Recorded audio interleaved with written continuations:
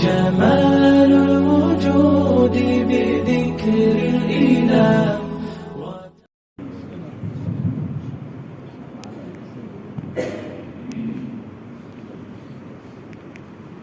الحمد لله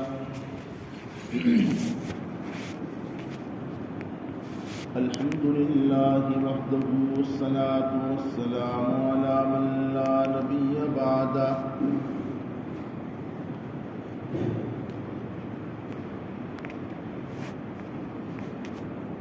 أعوذ بالله من الشيطان الرجيم. بسم الله الرحمن الرحيم.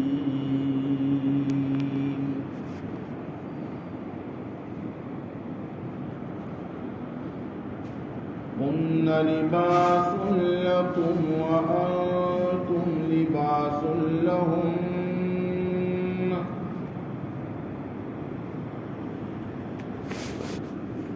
وقال الله تبارك وتعالى في مقام آخر: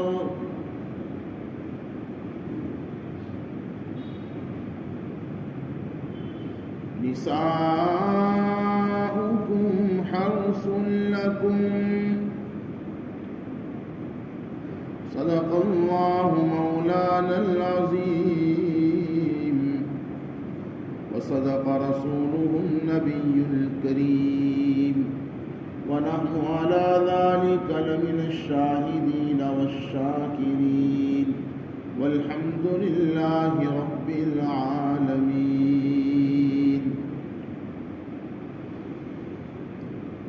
اللہ تبارک و تعالی نے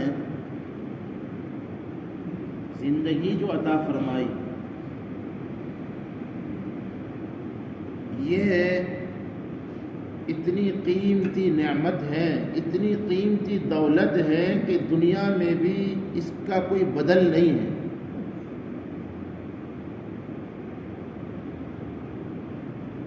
ہمیں یہ زندگی چونکہ مفت ملی ہے اس لیے اس کی قدر نہیں ہے.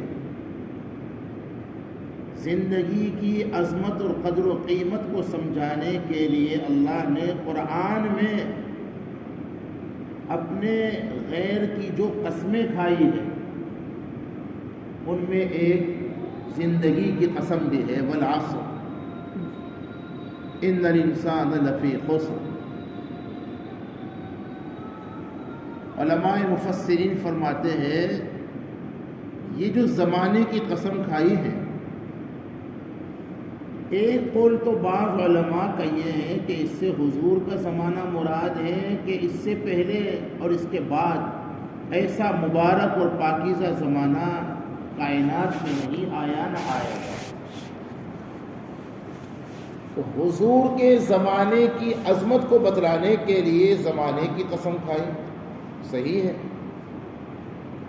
لیکن دوسرا قول یہ ہے کہ جہاں حضور کا زمانہ قیمتی ہے وہاں ہمارا زمانہ بھی قیمتی ہے، ہماری زندگی بہت قیمتی ہے. وہ جو 5 باتیں ارشاد فرمائی تھی نا، ایک روایت ہے بہت مشہور، سنی ہے آپ نے.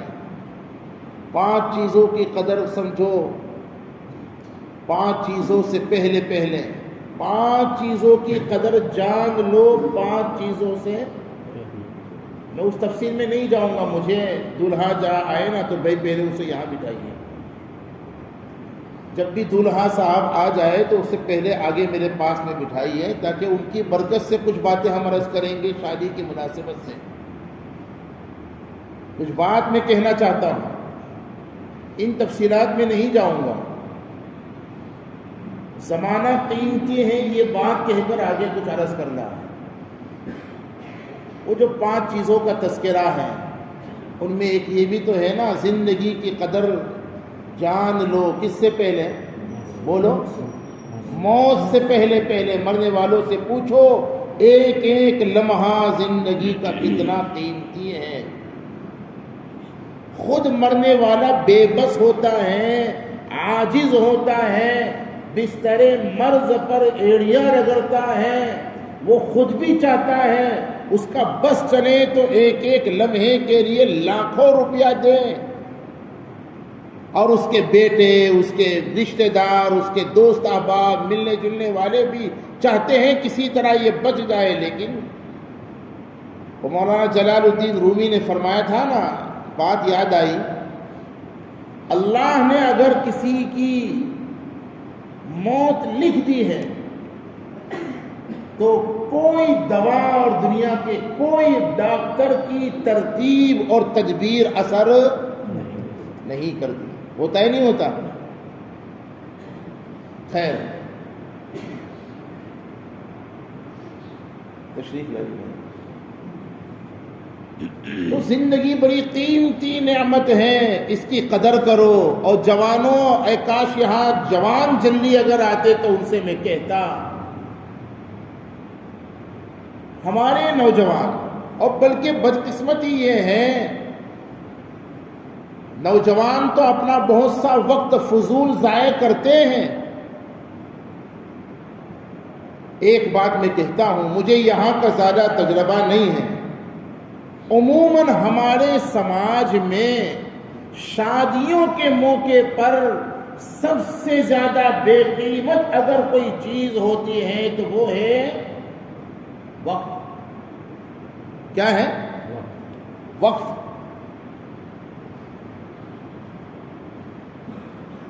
بہت سا وقت ہمارا فضول ضائع ہوتا ہے، یہ زندگی کی ناقدری ہے۔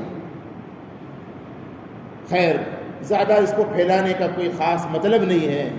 میں جو عرض کرنا چاہتا ہوں، یہ تو سارا زمانہ نہایت قیمتی ہے، لیکن دلہے میاں شادی کے بعد کا جو زمانہ ہے، شادی کے بعد کا جو وقت ہے نا، یوں سمجھ لو زندگی کا ایک دوسرا دور، دوسرا ایک وقت، نیا دور، نیا وقت۔ خالی نئی دلہن نہیں اور نیا دلہا نہیں، دلہا اور دلہن کے لیے نیا زمانہ اور نیا دور گویا شروع ہو رہا ہے۔ اس لیے قرآن نے اور ہمارے آقا نے اپنے فرمان میں دلہا اور دلہنوں کے لیے خاص ہدایات دی ہیں، تاکہ ان کی جو نئی زندگی اب شروع ہوگی نا، ابھی نماز جمعہ کے بعد جیسے ہی نکاح تو ہاں، ارے آپ لوگوں نے بول دیا ہے بھائی قبیل تو ہاں، دوبارہ بولیں گے تو کوئی دوسری نہیں آ جائے گی، بولنے میں گھبراتے کیوں ہو یار؟ نکاح تو ہاں وہ قبیل تو ہاں کے بعد ان جناب کا اور ان کی دلہن کا زندگی کا نیا دور اور نئی زندگی کو یا شروع ہوگی نا، نیا سنسار شروع ہوگا۔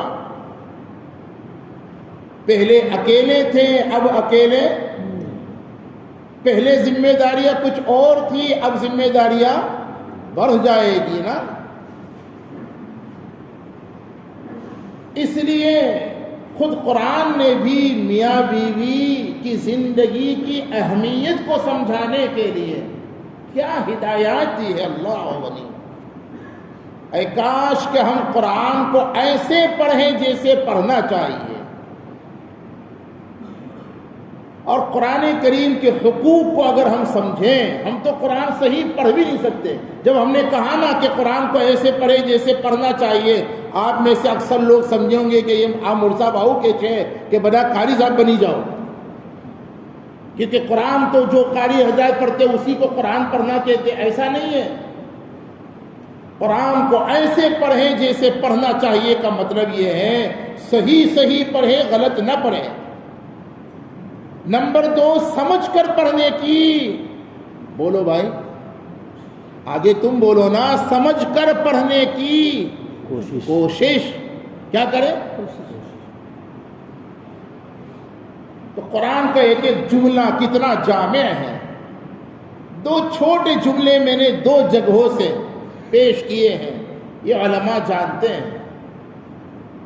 پہلا جو جملہ ہے کتنا چھوٹا جملہ، لیکن میاں بیوی کی زندگی کیسے ہونی چاہیے، اس کی ساری کیفیتوں کو اور ساری ہدایتوں کو اس چھوٹے سے جملے میں اللہ پاک نے بیان فرما دیا۔ قرآن پاک میں فرمایا ہن لباس لکم وانتم لباس لہن، تعالی نے ارشاد فرمایا تمہاری بیویاں، یہ اس دلہے کو نہیں کہا، یہ جتنے پرانے دولہے ہیں نا، یہ تو نیا دولہا ہے، ابھی بننے والا ہے، آپ بھی تو پرانے دولہے ہو، آپ سے بھی کہا، ہر شوہر سے کہا قرآن نے، فرمایا ہن لباس لکم وانتم لباس لہن، تمہاری بیویاں تمہارے لیے لباس کی حیثیت رکھتی ہیں اور تم ان کے لیے لباس۔ کیا کہنا چاہتے ہیں اب تعالیٰ، کیا بتلانا چاہتے ہیں؟ اس جملے کا مطلب تو یہ ہوا کہ میاں بیوی دونوں ایک دوسرے کے لیے، بولو بھائی بولو، لباس کیا ہے؟ قرآن کے حق ہونے کی، سچ ہونے کی بہت ساری دلیلیں ہیں، ایک دلیل یہ جملہ بھی ہے۔ وقت میں گنجائش ہوتی نا تو اس پر اللہ کی توفیق سے بہت کچھ کہا جا سکتا ہے۔ ہن لباس لکم وانتم لباس لہن، وہ تمہارا لباس ہے، تم ان کا لباس۔ 5 مطلب مفسرین یہاں کم سے کم بیان کرتے ہیں، 1-2 مطلب سن لیجئے۔ نمبر 1، لباس انسان کی زندگی کی نہایت ہی اہم ضرورت ہے کہ نہیں ہے؟ بولو بھائی۔ لیکن یہ انسانوں کی ضرورت ہے، جانوروں کی؟ ہاں، وہ میں کہا کرتا ہوں لباس پہننا انسان کی خصوصیت ہے، انسان کی پہچان ہے، اور جانور کی پہچان بے لباس ہونا۔ جانوروں کو آپ نے کبھی دیکھا ہے ٹی شرٹ پہن کر آئے ہو؟ کسی گدھیرے کو دیکھا ہے آپ نے کوٹی اور شیروانی پہنی ہو؟ آج کی دنیا میں ننگا پن ایک فیشن سمجھا جاتا ہے نا، تو ہم نے کہا، کیا کہا؟ ہماری مولانا کہہ رہے تھے کہ مائیں اور بہنیں بھی گھروں میں سن رہی ہے تو سنو، ماں بہنوں، ننگا پن یہ فیشن نہیں ہے، یہ حیوانیت ہے، انسان کی پہچان نہیں ہے۔ وہ میں کہا کرتا ہوں فیشن کے دور میں کون کس سے آگے ہے؟ فیشن کے دور میں کون کس سے آگے ہے؟ اگر ننگا پن فیشن ہے تو جانور ہم سے آگے ہے نا۔ اور ماں بہنوں، ایک بات کہتا چلوں، پوچھو ان علماء سے، درس حدیث ان سے سنو، اپنے مساجد میں درس قرآن کو عام کرو، درس حدیث کو عام کرو، تاکہ اللہ اور اس کے رسول کیا فرمانا چاہتے ہیں ہمیں سمجھ میں آئے۔ ہمارے آقا نے قیامت کی جو علامتیں بتلائی، جو پیشین گوئیاں دی ہیں، ایک عجیب و غریب علامت، عورتوں اور ماں بہنوں سنو، حدیث میں قیامت کی علامتوں میں سے ایک عجیب علامت، ہن کاسیات عاریات، قیامت سے پہلے وہ زمانہ آئے گا، اس زمانے کی عورتیں کپڑا پہننے کے باوجود برہنہ، اور برہنہ کا لفظ آپ سمجھوں گے نہیں، اس لیے میں نے یہ دوسرا جملہ بنا دیا، ننگی ہو گئی۔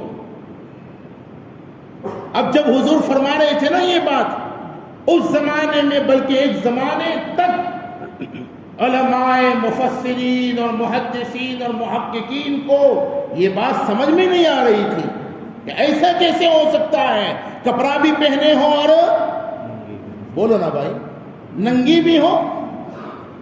آج مشکل ہے یہ بات سمجھنا۔ اس کے بھی 5 مطلب علماء نے بیان کیے۔ ایک مطلب یہ، اتنا باریک اور اتنا پتلا کپڑا پہنے گی کہ پہننا اور نہ پہننا ہو رہا ہے، نہیں ہو رہا۔ اس تفصیل میں بھی نہیں جا سکتا ابھی، بس اتنی سی بات ماں بہنوں عرض کرنی تھی۔ قیامت کے سے پہلے جن عورتوں کو حضور نے جہنمی بتلایا تھا، اسی حدیث میں آگے ہیں کہ یہ وہ عورتیں ہوگی جو جنت تو کیا جنت کی خوشبو سے بھی محروم کر دی جائے. مشکات کی روایت ہے. ہاں سزا بھگتنے کے بعد اللہ انہیں اپنے فضل سے جنت میں داخلہ دے دے وہ الگ بات.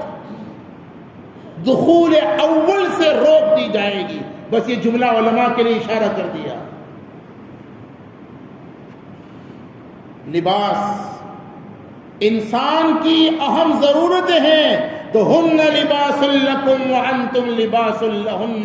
میاں بیوی کو ایک دوسرے کا لباس اس لیے فرمایا جیسے لباس ہماری اہم ضرورتیں ہیں. اے شوہروں تمہارے لیے تمہاری بیویاں بھی لباس سے زیادہ اہم ضرورت ہے, اور اے بیویوں تمہارے لیے تمہارے شوہر بھی لباس سے زیادہ اہم اور ضروری ہے. ہاں ایک وقت کے بعد مرد کے لیے عورت ضرورت بن جاتی ہے نا, تو عورت کے لیے مرد ضرورت بن جاتے ہیں. اور پھر یہ ضرورت خالی نوجوانوں کی ہو ایسا تھوڑا ہی ہے. کیوں بھائی لباس صرف نوجوان پہنتے ہیں, بڈھے نہیں پہنتے. لباس ہر ایک کی ضرورت ہے, ہر زمانے کے ہر انسان کی ضرورت ہے. نکاح اور میاں بیوی. آدم علیہ السلام تو جنت میں تھے نا, وہاں بہترین محلات, بہترین باغات, گارڈنز اور نہ جانے کیا کچھ نعمتیں تھیں. آدم علیہ السلام کو کمی محسوس ہوئی تو کس کی؟ بولو بھائی, آپ کے یہاں مولانا بولتے نہیں ہیں لوگ. ارے بولو بھائی, بیوی کی ضرورت محسوس ہوئی کہ نہیں ہوئی؟ تو عالم الغیب والشہادہ نے آدم علیہ السلام کی ضرورت کو محسوس کرنے کے بعد اما حوا کو پیدا کیا نا. اور کہاں سے پیدا کیا؟ دوسری جنت سے پیدا کیا. ابھی آپ سنو گے قرآن پاک کی وہ آیات مبارکہ جو خطبہ نکاح سے پہلے سنت ہے, ان میں پہلی آیت سورہ نساء کی جو پہلی آیت ہے, کیا پیغام ہے اس میں بھی. قرآن پاک میں فرمایا ایھا الناس, یا ایھا الناس اتقوا ربکم الذی خلقکم من نفس واحدہ وخلق منها زوجها. بڑی جامع قرآن تو بھائی قرآن ہے. کیا کچھ کہا گیا پتہ ہے آپ کو؟ انسان اول کی پیدائش کا تذکرہ. آدم علیہ السلام کو ہم نے پیدا کیا, اور وہ خلق منها اس کی زوجہ کو اسی سے پیدا کیا. کیوں؟ یہاں دلہوں کے لیے ایک بہترین سبق ہے. اب وہ کون سے حصے سے پیدا کیا اس تفصیل میں نہیں جاتے ہیں. قرآن نے کہا وَخَلَقَ مِنْهَا زَوْجَهَا, تمہاری زوجہ کو تمہیں سے پیدا کیا. اللہ تبارک و تعالیٰ کے یہاں کوئی شیر مٹی کی کمی تھی جو الگ سے پیدا کر نہیں دیا؟ آدم علیہ السلام کی بیوی کو انہی سے پیدا کرنے کے بعد یہ سبق دیا کہ دنیا والوں اپنی بیوی کو اپنے ہی جسم کا ایک پارٹ سمجھو, اپنے خلاف کوئی پارٹی نہ سمجھو. اپنی بیویوں کو اپنے جسم کا ایک جزو اور حصہ سمجھو. جیسے انسان اپنے اعضائے بدن سے محبت کرتا ہے نا, تمہاری بیویاں بھی تمہارے بدنی کا ایک حصہ ہے, اس سے بھی محبت کرو. اور وہ جو ہن لباس لکم وانتم لباس لہن کا ایک دوسرا مطلب, لباس ضرورت ہے تو میاں بیوی ایک دوسرے کی ضرورت ہے, یہ حقیقت سمجھانے کے لیے. دوسرا مطلب جو علماء نے بتایا نا وہ بھی بڑا جی, اور وہ یہ ہے کہ لباس کیوں کہا میاں بیوی کو, ایک دوسرے کا لباس کیوں فرمایا؟ تو فرمایا جیسے لباس انسان کی ضرورت تو ہے ہی, لباس انسان کی بہت ہی زیادہ چاہت اور پسندیدہ چیز ہے. ہر انسان لباس سے محبت کرتا ہے کہ نہیں کرتا؟ آج تو یہ محبت اتنی زیادہ بڑھ گئی کہ بعض اوقات شریعت سے زیادہ بندے کو لباس پسند ہوتا ہے. نہیں سمجھے آپ؟ ایک لباس پسند آ گیا ہماری خواتین کو، ایسا ہوتا ہے، عورتوں میں زیادہ ہوتا ہے، اور جوانوں میں یہ باتیں زیادہ ہوتی ہیں. کوئی پینٹ پسند آ گئی اور خواتین کو کوئی جوڑا پسند آ گیا. اب وہ لباس اگرچہ شریعت کے خلاف ہے لیکن پسند آ گیا. اس موقع پر بہت سے لوگ لباس کی پسند کو ترجیح دیتے ہیں اور شریعت کی پسند کو پسے پشت ڈالتے کہ نہیں ڈالتے؟ حالانکہ یہ غلط ہے. شریعت کے دائرے میں رہتے ہوئے جو لباس چاہیں مرد بھی پہنے، عورتیں بھی پہنے، جوان بھی پہنے، بڈھے بھی پہنے، شریعت کے دائرے میں رہتے ہوئے. قرآن نے لباس لکم جو فرمایا نا، بڑا گہرا اشارہ یہ ہے کہ لباس سے انسان کو بڑی محبت ہوتی ہے. اسی طرح سے میاں بیوی بھی ایک دوسرے کے لباس ہیں، دونوں کو بھی ایک دوسرے سے بڑی محبت ہونی چاہیے. میاں بیوی کی محبت آپس میں مطلوب ہے، محبوب ہے. یہ محبت جتنی زیادہ گہری ہوگی نا، جدائی کے امکانات اتنے ہی زیادہ کم ہوں گے یا ختم ہوں گے. ہاں، اگر محبت ہی نہیں ہے تو یہ جوڑا کیسے نبھ پائے گا، کیسے چل پائے گا؟ یہی تو وجہ ہے قرآن پسند کی شادی سے منع نہیں کرتا بلکہ حکم کرتا ہے. میں پوری ذمہ داری سے کہتا ہوں، ان لوگوں رشتوں کے معاملے میں دینداری تو ضرور دیکھو، لیکن اپنی بے جا پسند کو اپنی اولاد کی پسند پر تھوپ مت دو. کیوں؟ نکاح کے بعد زندگی انہیں گزارنی ہے ساتھ میں رہ کر، تمہیں نہیں. اگر کوئی رشتہ کسی لڑکے کو یا کسی لڑکی کو پسند نہیں ہے، آپ اس کے نفع نقصان کو سمجھا سکتے ہو، اس کو حقیقت سے باخبر کر سکتے ہو. زبردستی بولو، ارے بولو بھائی بولو. سماج میں یہ ظلم ماں باپ کی طرف سے اولاد پر بہت ہوتا ہے. ظلم ہے یہ، اس کا حق مارنا ہے. قرآن تو کہتا ہے فَانكِحُوا مَا طَابَ لَكُمْ، نکاح وہاں کرو جہاں تمہیں پسند ہو، اپنی پسند کا نکاح کرو. ہاں لیکن جوانوں کہیں ایسا مت کہنا کہ بہو حرام سب لے آئے گا، وہ پہلا چیز کہتے ہو تو ایسے منصاب ہونے چاہیے.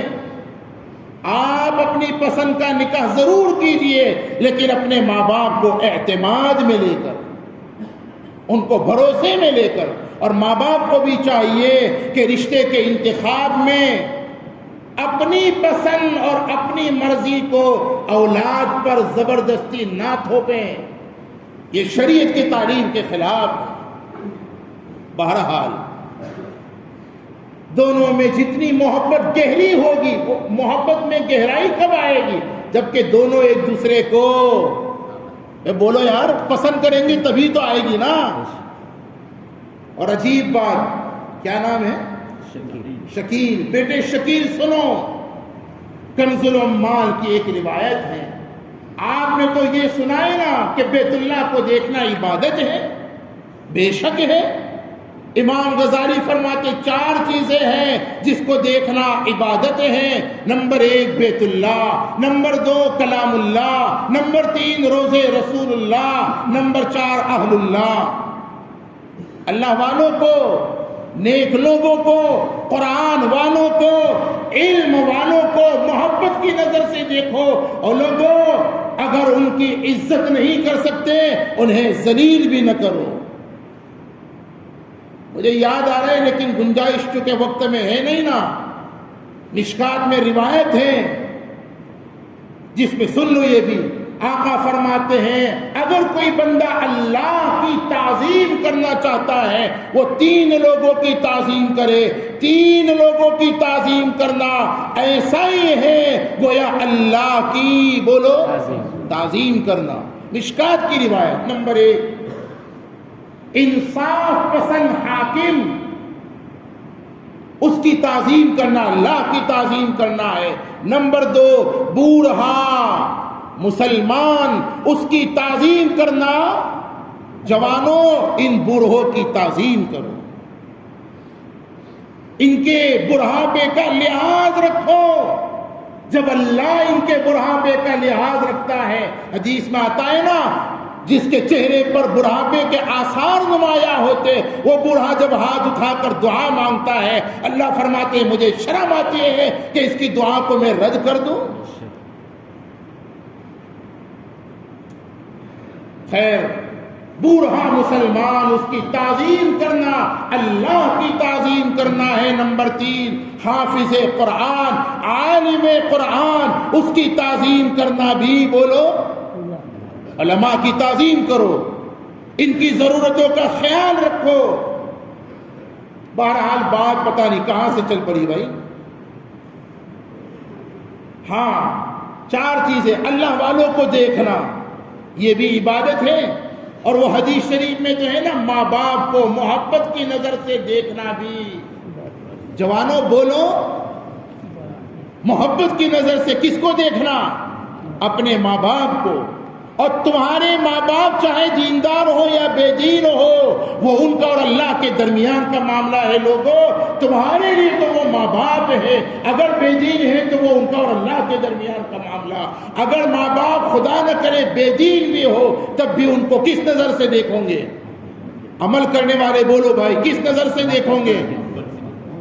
یہ 2-4 لوگوں کو عمل کرنا ہے مولانا اس لیے وہ بول رہے, باقی سب کو عمل کرنا نہیں اس لیے کوئی بول نہیں رہا ہے. ارے لوگوں بولو, جو لوگ اپنے ماں باپ کو محبت کی نظر سے دیکھتے ہیں ان کا ماں باپ کو محبت کی نظر سے دیکھنا مقبول حد سے بہتر عبادت ہے کہ نہیں ہے؟ آپ نے سنا ہے کہ میں نئی باتیں سنا رہا ہوں, مشکات میں روایت ہے. جوانوں اپنے ماں باپ کو کس نظر سے دیکھیں گے؟ زور سے سب بولو بھائی, وہ پیچھے والوں سے پوچھ رہا ہوں, میں خاموش بیان کرتا ہی نہیں. بولو اپنے ماں باپ کو کس نظر سے دیکھو گے؟ دیکھو گے انشاءاللہ. ذرا ایمانداری سے جمعہ کا وقت ہے اور مسجد میں باوضو بیٹھے ہو, ہاتھ اٹھاؤ کون اپنے ماں باپ کو محبت سے ماشاءاللہ. جن کے ماں باپ نہیں ہے نا ان سے پوچھو, اگر وہ ماں باپ سے ملنا چاہے تو قبرستان جانا پڑتا ہے. قدر کرو. اللہ اور اس کے رسول کے بعد سب سے بڑا مقام ماں باپ کا ہے. اسلام میں سب سے مقدم رشتہ تو میاں اور بیوی کا ہے, لیکن سب سے مقدس رشتہ ماں اور نہیں سمجھے مقدم اور مقدس میں مقدم سب سے پہلا رشتہ. ابھی یہ رشتہ ہوگا نا یہ دونوں شکیل اور ان کی بیوی, کیا نام ہے بھائی؟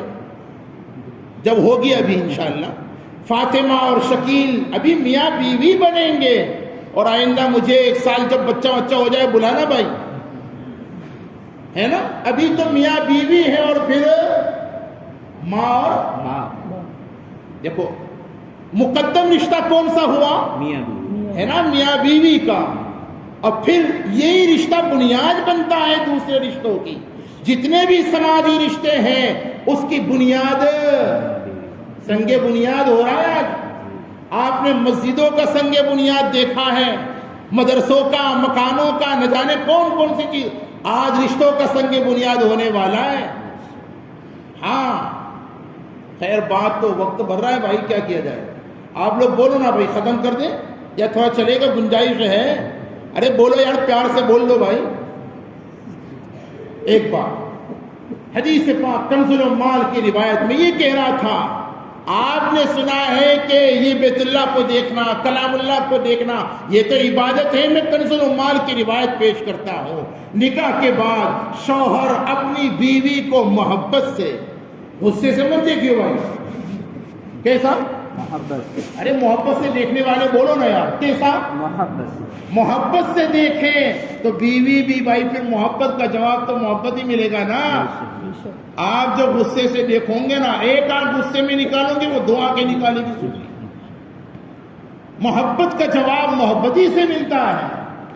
ہاں، ہمارے آقا اپنی ساری بیویوں سے ایسی محبت کرتے تھے کہ ہر بیوی کو یہ یقین تھا کہ میرے آقا سب سے زیادہ محبت کس سے کر رہے؟ مجھی سے کر رہے۔ خیر تم کو تو ابھی دو چار کی ضرورت ہے نہیں، ایک ہی کو سنبھالیو بھائی، دو چار ہوگی تب وہ شاید وہ سوچ یہ سمجھے۔ آج کی بیویاں تو یہی سمجھے گی کہ پہلا نہیں وہ محبت کرے چھے، جا دیکھو کیا پہلا نہیں بات کرے چھے۔ اور وہ ازواج مطہرات ہر ایک کو یہ یقین تھا کہ ہمارے آقا سب سے زیادہ کس سے محبت کر رہے۔ اور بیٹا ایک بات کہتا ہوں، کرو گے عمل، اور اس کی برکت سے تم سے بھی کہتا ہوں، ہمارے آقا کی سنت خالی نماز پڑھنا، تسبیح پڑھنا، دعائیں مانگنا ہی نہیں ہے۔ اپنی بیویوں کو پیار بھرے نام سے پکارنا بھی خدا کی قسم آقا کی پاکیزہ، بولو زور سے بولو، ہمارے آقا سیدہ عائشہ کو حدیثوں میں ہے، کبھی کبھی پیار سے یا عائش، دیکھیے تو پیار کا جواب سیدہ عائشہ بھی پیاری سے دیتی تھی۔ سنو گے ایک شعر سناؤ عربی میں، بولتے تو ہو نہیں یار۔ روایتوں میں آتا ہے کہ جب سیدہ عائشہ ہمارے آقا کی باری کے دن تشریف لے جاتے ہیں، کبھی کبھی فرط محبت میں وہ اشعار پڑھتی تھی، لنا شمس واللافات شمس وشمسی خیر من شمس السماء، لنا شمس واللافات شمس وشمسی خیر من شمس السماء۔ لوگوں، ایک سورج تو دنیا کا ہے، ایک سورج میرا ہے۔ تم نے دنیا کے سورج کو تو دیکھا ہے جو روزانہ دن میں چمکتا ہے، رات میں غروب ہو جاتا ہے۔ آؤ میں تمہیں اپنے سورج کی بات بتلاتا ہوں۔ فَإِنَّ الشَّمْسَ تَطْلَعُ بَعْدَ فَجْرٍ وَشَمْسِي طَالِعٌ بَعْدَ الْعِشَاءِ۔ میرا سورج تو ایسا ہے کہ جب سے طلوع ہوا ہے، اللہ کی رحمت کی قسم آج تک کبھی غروب ہی نہیں ہوا، صلی اللہ علیہ وسلم۔ ایسی محبت تھی آقا اور آپ کے بیویوں کے درمیان۔ میں نے کہا نا مضمون تو بڑا طویل ہے، مجھے تو اصل میں یہ ہونا لباس لکم پر کچھ کہہ کر یہ جو نساؤکم حرث لکم کیوں فرمایا۔ ہمارے عام طور پر، میں علماء کا لفظ نہیں استعمال کرتا، ہمارے عام طور پر پڑھے لکھے لوگ اس کو مباشرت ہی پر محمول کرتے ہیں، صرف اس کا تذکرہ اس میں نہیں ہے۔ وہ حرث لکم فاتو حرثکم کا جملہ ہی ہمیں تلاوت نہیں کیا، اس کا تعلق اس سے ہے، لیکن نساؤکم حرث لکم جو فرمایا، کیا عجیب مضامین ہے اس میں۔ انشاءاللہ پھر کسی موقع پر مولانا، ابھی نہیں، آپ بلاؤں گے تبھی تو آئیں گے نا بھائی۔ خیر میرے بھائی، بس آخری بات، روایتوں میں آتا ہے کہ جو شوہر اپنی بیوی کو محبت کی نظر سے دیکھتا ہے اور بیوی اپنے شوہر کو محبت کی نظر سے دیکھتے ہیں، اللہ ان دونوں کو رحمت کی نظر سے دیکھتے ہیں، سمجھے؟ خیر، یہ نساؤکم حرث لکم، میاں بیوی کے رشتے کو لباس سے جو تشبیہ دی ہے، بڑی اس میں جامعیت کے ساتھ ہمیں نصیحتیں کی ہیں، یہی کہ ہم ایک دوسرے کو اپنی ضرورت سمجھیں، بیوی کو لونڈی نہ سمجھیں، باندی نہ سمجھیں، نوکرانی نہ سمجھیں، اپنی زندگی کی نہایت اہم ضرورت سمجھیں، اسے شریک زندگی سمجھیں، رفیق زندگی سمجھیں، بہترین دوست سمجھیں، اور جو اس کے حقوق ہمارے ذمہ ہیں ہم وہ ادا کریں، عورتیں وہ حقوق ادا کریں جو ان کے ذمہ شوہر کے۔ دونوں ایک دوسرے کے حقوق اور دونوں ایک دوسرے کے ساتھ حسن سلوک. اگر اس ترتیب سے آپ کا جوڑا چلتا رہا تو میں اپنی زبان سے نہیں، قرآن کہتا ہے ایسے میاں بیوی کو قیامت میں اللہ حکم دیں گے ادخلوا الجنت انتم وازواجکم تحبرون. 25واں پارہ ہے. حکم ہوگا تم، انتم وازواجکم، اور تمہاری بیویاں خوشی خوشی چہروں کے ساتھ جنت میں داخل ہو جاؤ. اللہ تعالیٰ اس فضیلت کا مصداق ہمارے شکیل اور